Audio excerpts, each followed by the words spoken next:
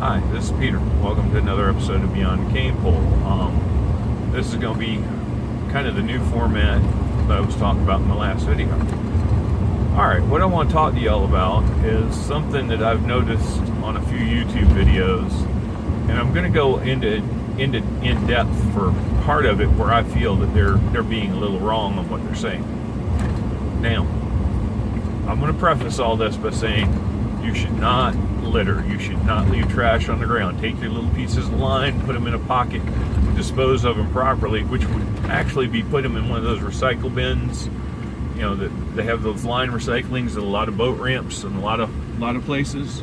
Or you can actually take them by some tackle shops.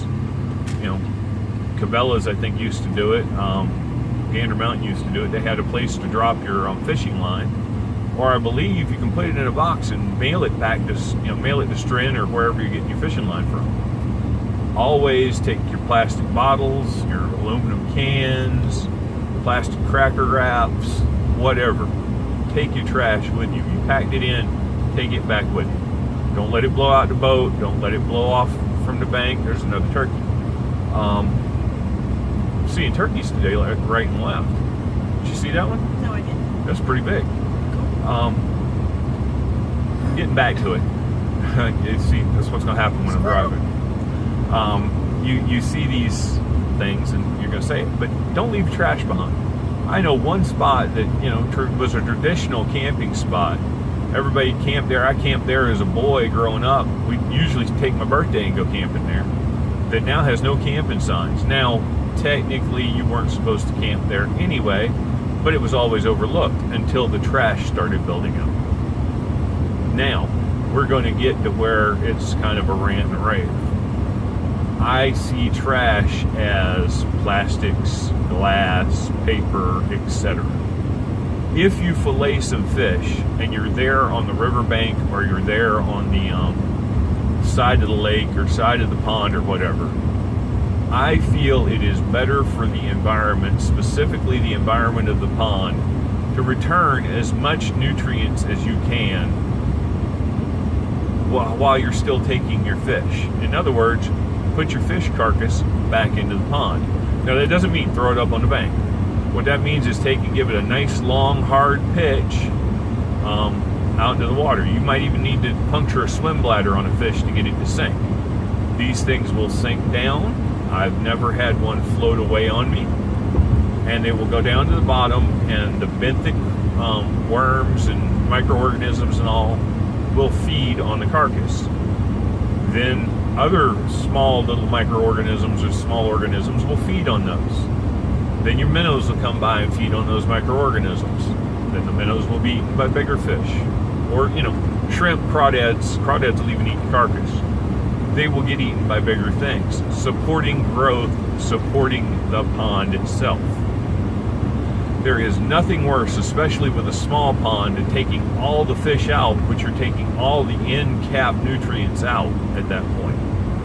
Your ponds have a food chain, if you want to call it. I prefer more of a food circle. It starts and ends with your biggest fish. Your big fish, they eat something, they poop. The little microorganisms eat the poop. Bigger things eat the little things. Bigger things yet eat those.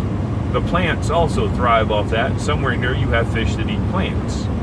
So overall you're getting the bigger and bigger and bigger things, and then you get back to the big fish, which eats the smaller fish.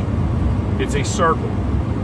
When you break the circle by removing all the big fish, you're removing a lot of the nutrient source for everything that everything builds off of. So by throwing your carcass back, you're actually doing more good than, say, you're littering or something like that. Now, I know there are places where, you're not allowed to throw it back. There are some states that actually have rules you can't throw anything back into the water once you've processed it. You can put a live fish back, but you can't throw a carcass back. I don't necessarily agree with that, but they're concerned with bacteria spread, etc. Don't take a carcass that you caught in pond A and throw it in pond B. Always put them back where you got them, so that way you don't risk spreading any disease or anything. Hope that's clear. Some of you may differ in viewpoint.